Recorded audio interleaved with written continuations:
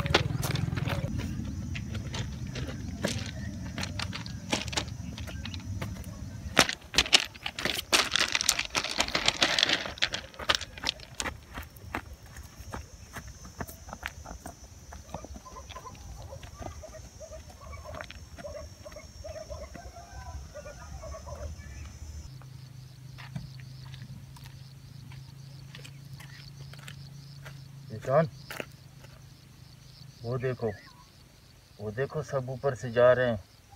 तुम भी ऊपर से जाओ, पटड़ी के ऊपर से होके जाओ, वो शॉर्ट रास्ता है। ऊपर से जाओ, देखो सब ऊपर से जा रहे हैं।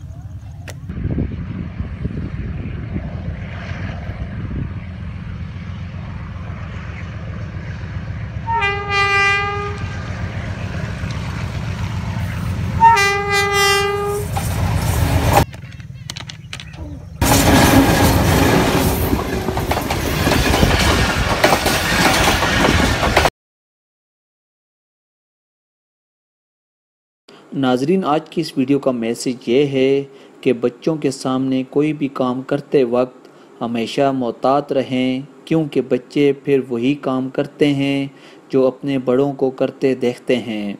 शुक्रिया।